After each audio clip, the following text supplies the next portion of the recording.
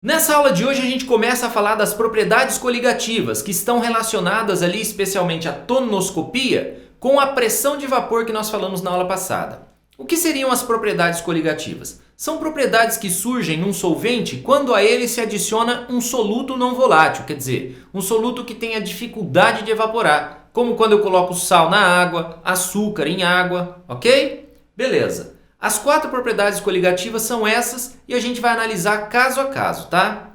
Todas elas são dependentes do número de partículas total em solução, tá? Então, a concentração total de partículas em solução, independente da natureza da partícula. Se é sal ou açúcar, isso não importa. O que importa é a concentração final total, tá joia? Há casos em que a gente vai ter que ficar um pouquinho esperto, tá? Note a observação. A gente tem que considerar as dissociações e ionizações. Açúcares não dissociam nem ionizam. O sal sofreria dissociação. É necessário levar isso em conta e eu já vou explicar melhor, tá? Importante você saber que a propriedade coligativa, então, é função da concentração total de partículas. Quanto maior a concentração, maior o efeito coligativo, maior o efeito daquela propriedade, tá certo? O que seria essa ideia de dissociação e ionização? Vamos considerar, por exemplo, o ácido clorídrico HCl em solução aquosa. Ele sofreria uma quebra, uma ionização em íons H+, e Cl-, ok? Assim como o ácido sulfúrico, que também sofreria quebra, gerando ali H+, característico do ácido, e SO4 2-. Mas note que são 2 hidrogênios, H2, então eu tenho que colocar aqui, ó, 2H+, certo? Mais o SO4 2-. O hidróxido de cálcio, ele sofreria dissociação, tá? Porque tem ligações iônicas, dissociação formando cálcio 2+, e o OH- característico da base. Mas como são 2 OHs, eu vou acertar ali o balanceamento, certo? Esse sal, sulfato de ferro 3, sofre dissociação também em íons ferro 3 e sulfato. E eu preciso acertar o balanceamento, porque são 2 para o ferro e eu teria lá 3 para o sulfato, certinho? O intuito dessa aula não é te ensinar dissociação e ionização. Já teve uma aula sobre isso, tá bom? Muito bem, vamos trabalhar essa ideia de ionização e dissociação quando se fala de concentrações.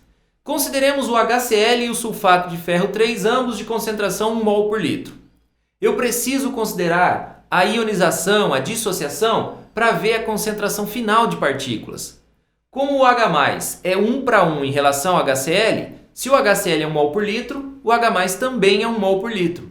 Se o HCl é 1 mol por litro e a proporção é de 1 do Cl- para 1 do HCl, vai dar 1 para 1 também, tá certo? No caso aqui do sulfato de ferro 3, eu teria 2 de ferro 3 para 1 de sulfato de ferro. Então, se a concentração aqui é 1, aqui é o dobro, 2 mols por litro. E lá no sulfato, que é 3 de sulfato, é o triplo do que eu tinha no início. Então, 3 mols por litro. 3 vezes ali o 1 mol por litro. Tá ok?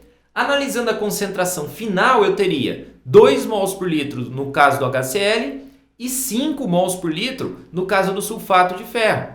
Eu teria 5 vezes mais efeito da propriedade coligativa na solução de sulfato de ferro do que na solução de HCl. Tá joia? É isso que quer dizer analisar a dissociação e a ionização de cada espécie. Tá bom? Isso é importante. Muito bem. Percebendo isso, Van 't Hoff criou o chamado fator de correção de Van 't Hoff. Tá? Teria ali essa equação.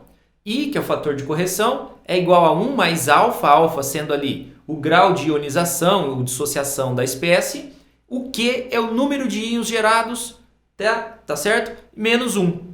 Essa é a equação. 1 mais alfa vezes Q menos 1. Com isso, a gente consegue corrigir o fator, tá? Corrigir o efeito coligativo das soluções. Como assim? Olha só. Muito importante, quase sempre a gente está trabalhando com alfa igual a 100%.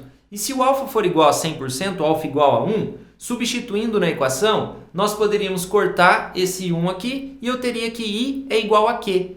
Ou seja, basta eu analisar o número de íons para multiplicar pela concentração inicial, como a gente fez. HCl dava H+, e Cl-, são 2 íons, vezes 1 mol por litro, concentração final de 2 mols por litro.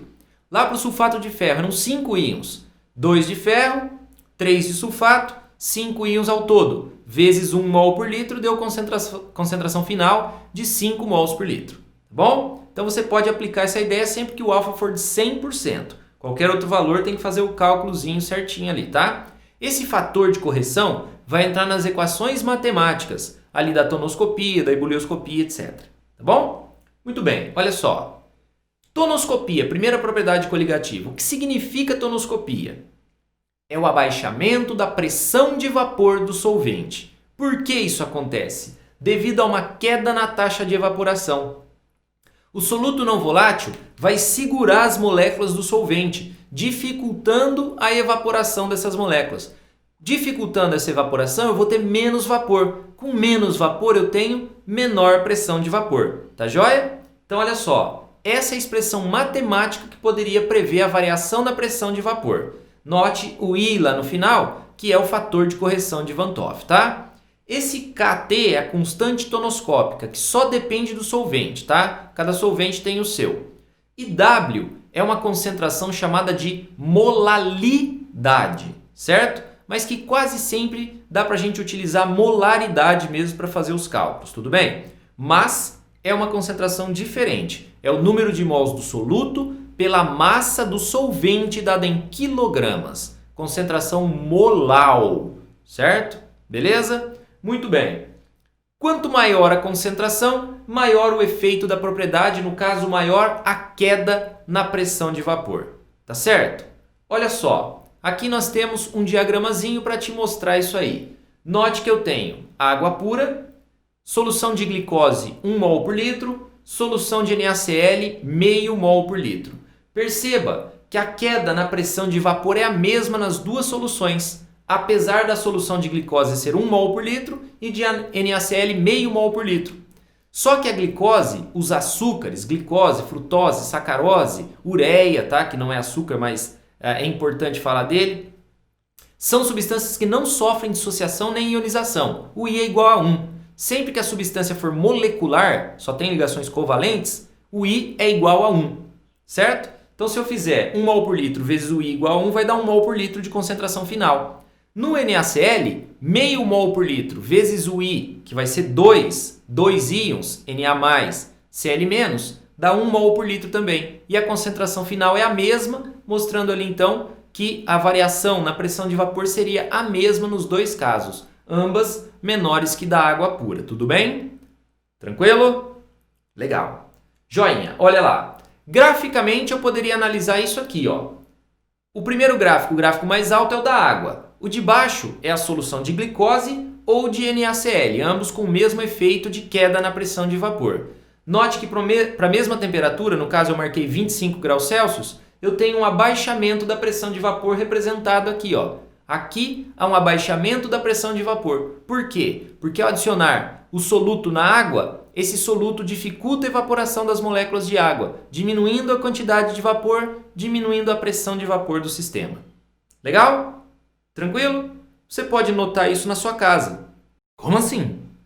Se você tem uma água em ebulição e adiciona ali um pouco de sal ou um pouco de açúcar, a água em ebulição para imediatamente, porque cai a sua pressão de vapor. Caindo a pressão de vapor, ela não está mais na pressão externa, ela não está em ebulição. Ok?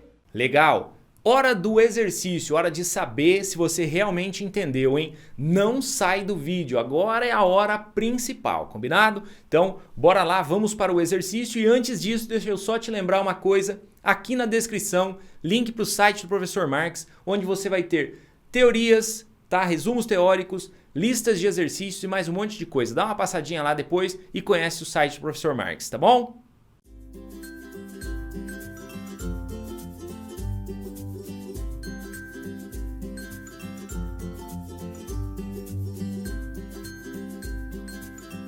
Legal, galerinha, de volta contigo. Vamos à resolução do nosso videocício. O que ele tem para nós aqui? Ele fala de duas soluções, uma de cloreto de bário, de grau de dissociação 80%, e uma de um íon complexo ferricianeto de potássio, com grau de ionização, de dissociação, de 50%.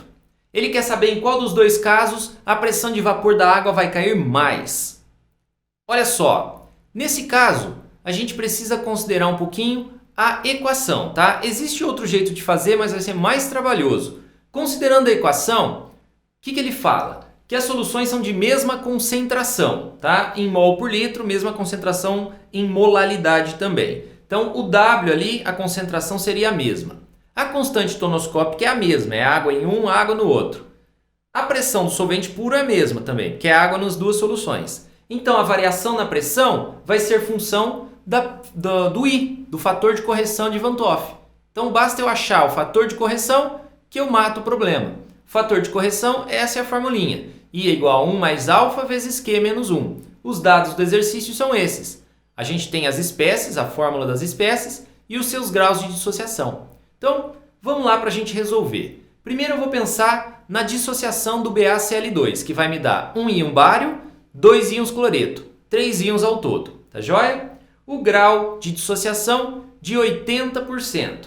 O Q é igual a 3. Substituindo, nós teríamos I é igual a 1 mais alfa vezes Q menos 1. Substituindo ali o alfa como 0,8, tá? Não 80%, mas 0,8.